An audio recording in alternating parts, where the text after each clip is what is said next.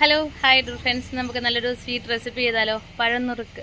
നല്ല എളുപ്പമാണ്, നല്ല ടേസ്റ്റുമാണ്. അപ്പം ഞാൻ എൻ്റെ കോട്ടയം വീട്ടിൽ വന്നേക്കാണ്, എൻ്റെ വീട്ടിൽ ഓണായിട്ട്. അപ്പം ഒന്ന് തിരക്കായതുകൊണ്ട് എനിക്ക് ഒരുപാട് വിഭവങ്ങളൊന്നും അപ്ലോഡ് ചെയ്യാൻ പറ്റിയില്ല. അപ്പം നമുക്ക് വേഗം നമ്മുടെ റെസിപ്പിയിലേക്ക് പോയാലോ? Keep on watching guys. പഴനുറുക്ക് ഉണ്ടാക്കിയെടുക്കാനായിട്ട് ഞാനൊരു 4 നേന്ത്രപ്പഴം ഇതുപോലെ നീളത്തിലൊന്ന് മുറിച്ചെടുത്തിട്ടുണ്ട്. നമുക്കിതിലേക്ക് തേങ്ങയുടെ 2 പാലും പിന്നെ 2-3 ഏലക്ക, ജീരകം നന്നായിട്ട് പൊടിച്ചെടുത്തതും ചേർത്ത് കൊടുത്ത് നമുക്കൊന്ന് മൂടി വെച്ച് കുക്ക് ചെയ്യാം. ചട്ടി ചെറുതായിട്ടൊന്ന് പുകഞ്ഞു വന്നോണ്ട് ഞാനൊന്ന് പാൻ മാറ്റിയിട്ടുണ്ടേ. അപ്പൊ ഇത് നമുക്ക് നന്നായിട്ടൊന്ന് വെന്ത് വന്നതിന് ശേഷം നമുക്കിതിലേക്ക് കുറച്ച് മധുരത്തിന് ആവശ്യത്തിന് ശർക്കര പൊടി, ഞാനിവിടെ ശർക്കര പൊടിയായിട്ടാണ് വാങ്ങിയേക്കുന്നത്. അല്ലെങ്കിൽ ശർക്കര നന്നായിട്ട് വെള്ളത്തിലൊന്ന് ഉരുക്കിയെടുത്തതിന് ശേഷം അരിച്ചെടുത്ത് ചേർത്താലും മതി. എങ്ങനെയാണ് നിങ്ങളുടെ ഇഷ്ടം പോലെ ചെയ്താൽ മതി. മധുരത്തിനനുസരിച്ച് വേണം ശർക്കര ചേർത്ത് കൊടുക്കാനായിട്ട്. ഞാനൊരു 4-5 ടീസ്പൂൺ ശർക്കര പൊടി ചേർത്ത് കൊടുത്തിട്ടുണ്ട്. നന്നായിട്ട് ആ നേന്ത്രപ്പഴത്തിലേക്ക് ശർക്കരയൊക്കെ നന്നായിട്ട് പിടിച്ചു വന്നതിന് ശേഷം നമുക്കിതിലേക്ക് ഒരു ഇത്തിരി നെയ്യും ചേർത്ത് കൊടുത്ത് പിന്നെ കുറച്ച് തേങ്ങാപ്പാലും ചേർത്ത് കൊടുക്കണം. തേങ്ങാപ്പാൽ നല്ല കട്ടിയുള്ള തേങ്ങാപ്പാൽ വേണം ചേർത്ത് കൊടുക്കാനായിട്ട്. നല്ല ടേസ്റ്റുള്ള റെസിപ്പിയാണ്.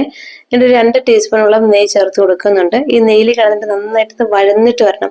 ആ ഒരു നെയ്യുടെ ടേസ്റ്റും നമ്മുടെ ശർക്കരയൊക്കെ നന്നായിട്ട് കുറുകി ആ ഒരു നേന്ത്രപ്പഴത്തിലേക്ക് നന്നായിട്ട് പിടിച്ചിട്ട് വരണം.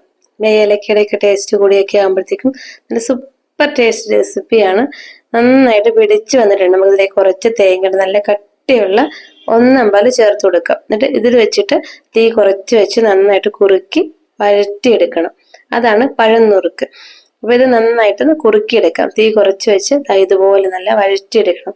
ആ നേന്ത്രപ്പഴമൊക്കെ നന്നായിട്ട് വെന്ത് നല്ല കുറുകി വന്നിട്ടുണ്ട്. നമ്മുടെ അടപ്രഥമനേക്കാളും കൂടുതൽ നല്ല ടേസ്റ്റാണ് ഇത് കഴിക്കാനായിട്ട്.